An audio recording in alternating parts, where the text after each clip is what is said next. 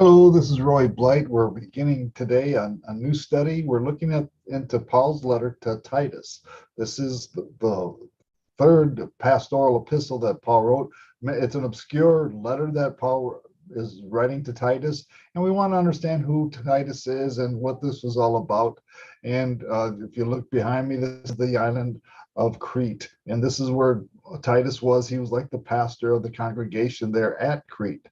So what we want to look at as we look at this letter that Paul wrote today, we want to understand all the ins and outs of it the best that we can, and we want to have an idea of the tenor of it because every one of these books that Paul or letters that Paul wrote have some real meaning and have some real meat behind it.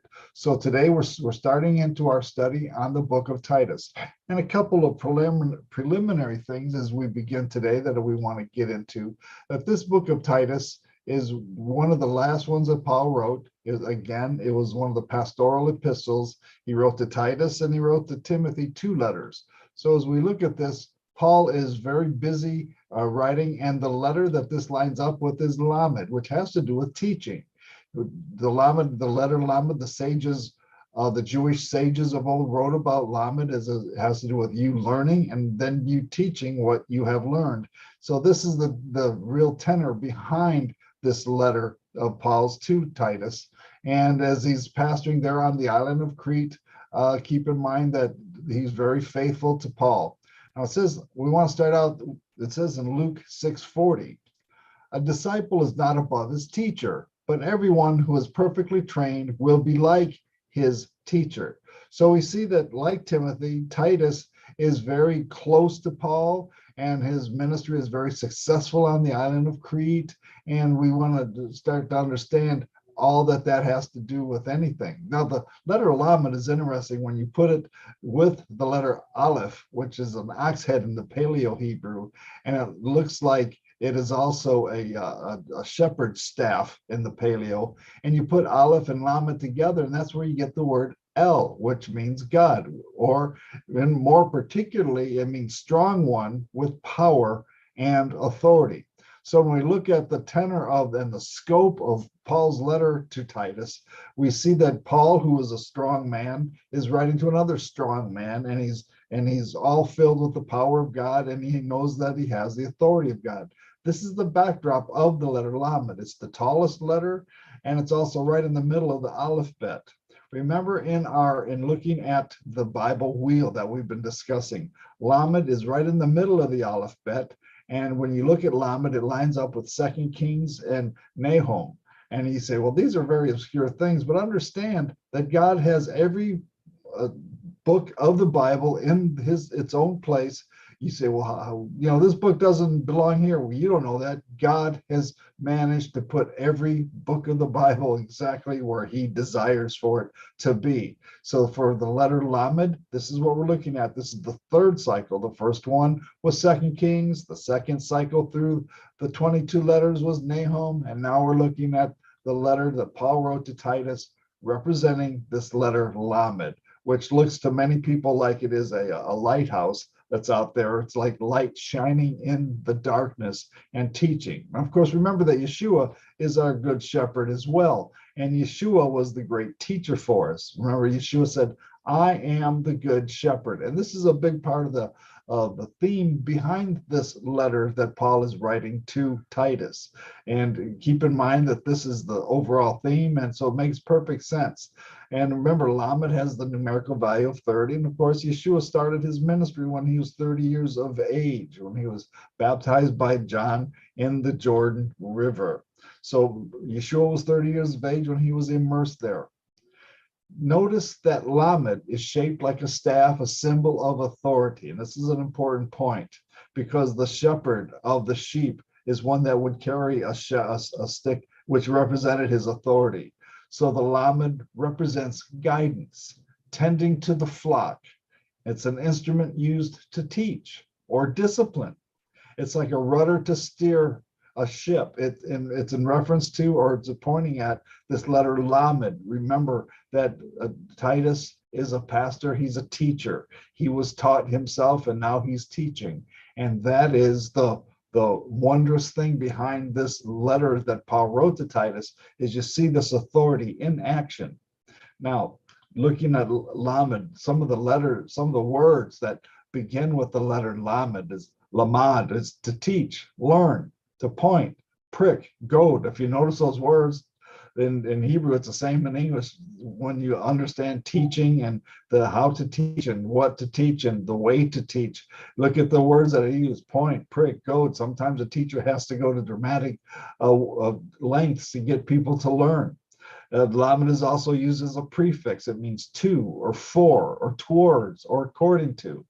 And leolam, for example, means forever.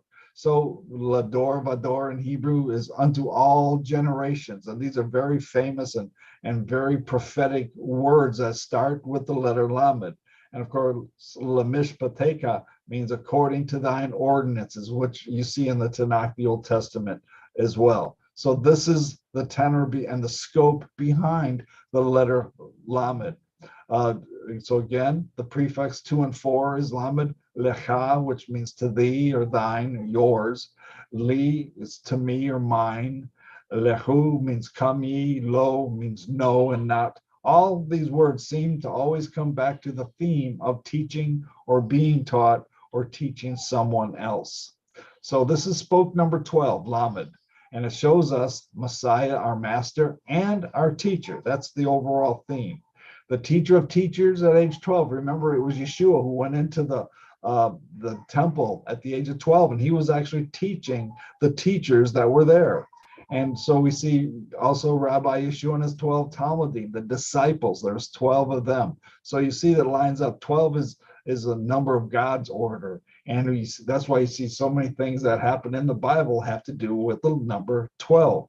Remember, there's 12 tribes of Israel this was God's order. So that we're going to be looking at the introduction to Titus, but if you look at the map here, you see that Titus was on the island of Crete, and Timothy was in Ephesus, which is in Asia Minor, which is modern day Turkey. You like to keep this in mind because these are the students, these are the disciples, these are the Talmudim of the Apostle Paul. And that is why you had the 2 letters to Timothy, and you had the letter also written to Titus.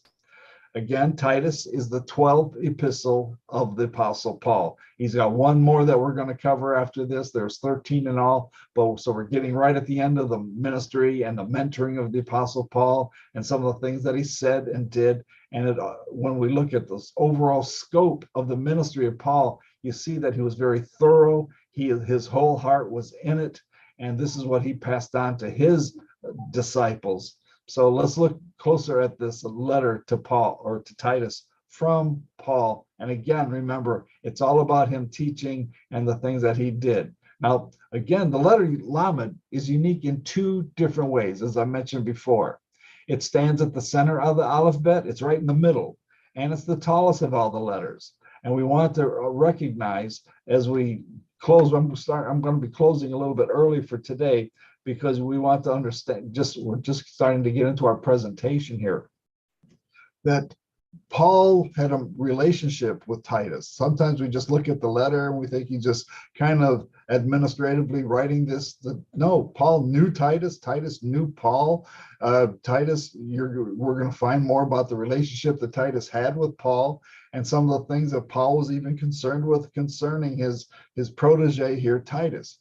But understand that when you get a glimpse into all of these things, you realize that it's more than just a few pages in the Bible. This is a real life letter from one human being to another, from a teacher to his student, from a teacher to a student who is now teaching. And so this is the back and forth between Titus and Paul. Remember, in these letters that we only get Paul's side of things because Paul's writing it. We don't get what Titus had said back to Paul. So some of these things we have to kind of look at and maybe guess a little bit or try to get an understanding of. But remember, in our discussions about Paul and his relationship with Titus, it's filled with the Spirit of God. And I'll leave it right there today. Hit the like button, subscribe to the station. Have a great day. God bless you, and we'll talk to you tomorrow.